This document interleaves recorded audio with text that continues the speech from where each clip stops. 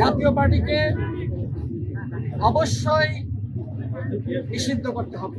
জাতীয় পার্টি সহ 14 দল এবং যারা ফ্যাসিবাদের দোসর তাদের সাংগঠনিক কার্যক্রম অবশ্যই নিষিদ্ধ করতে হবে।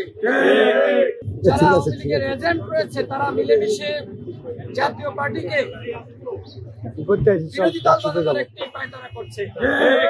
আমরা জানি 14 সালে, 18 সালে, 24 সালে ডিজিএফআই, এনএসআই কিভাবে নির্বাচনে কারচুপি করেছে, হাসিনাকে কিভাবে জিতিয়ে দিয়েছে। এখনো পর্যন্ত তিনি গতকাল আমাদের কার্যালয়ের সামনে সেনাবাহিনী এবং বাহিনী যৌথভাবে হামলা চালায়, রেকর্ড করতে থাকে। আমরা এই হামলার বিচার দাবি করেছি। গতকাল সরকারের আইন উপদেষ্টা নুরুল হককে দেখতে এসেছিলেন। তিনি দেখতে এসে ছাত্র জনতার বিক্ষোভের মুখোমুখি হন এবং সরকারের প্রেস সচিব তিনিও এসেছিলেন। স্পষ্টভাবে আমরা আমাদের দাবি জানিয়েছি, জাতীয় পার্টিকে অবশ্যই নিষিদ্ধ করতে হবে।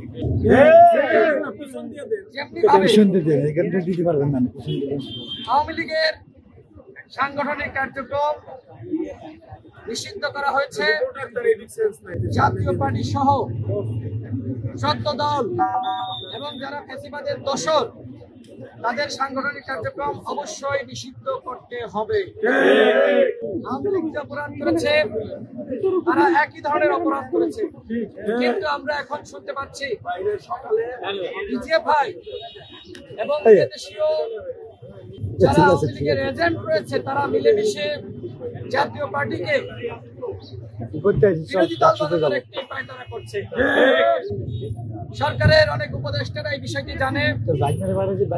এখানে আমরা বারবার বলে আসছি, একটি প্রতিরক্ষা সংস্কার কমিশন গঠন করা দরকার ছিল। যদি পুলিশের সংস্কার হয়, সেনাবাহিনীর কেন সংস্কার হবে না? আমরা কেন কথা বলতে পারবো না?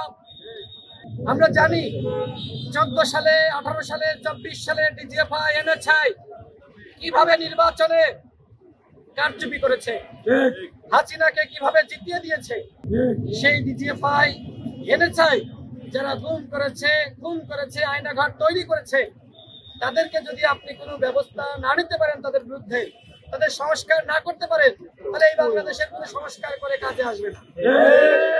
ডিজিএফআই এবং এনএসআই তাদের সংস্কার দরকার। দেখেন, গতকাল লাল শার্ট পরিহিত যে ব্যক্তি হামলা চালিয়েছে সে কিন্তু নুরুল হকের উপর হামলা করেনি। সে আমাদের ছাত্র অধিকার পরিষদের নেতা সম্রাটের উপরে হামলা চালিয়েছে। কিন্তু বলা হচ্ছে যে এই ব্যক্তি সেনাবাহিনী না, সেনাবাহিনীর কেউ নুরুল হকের উপর হামলা চালায়নি। স্পষ্ট ভিডিও রয়েছে। সেনাবাহিনীর সদস্যরা তারা অতর্কিতভাবে হামলা চালিয়েছে, আমাদেরকে রক্তাক্ত করেছে, নুরুল হকের বুকে লাঠি দিয়ে খোঁচা দিয়েছে। একের পর এক তার মাথায়, চোখে, মুখে সেনসিটিভ জায়গায় আঘাত করা হয়েছে। তার মানে কি? তার মানে নুরুল হককে পরিকল্পিতভাবে হত্যা চেষ্টার উদ্দেশ্যেই এই হামলা করা হয়েছে। এখন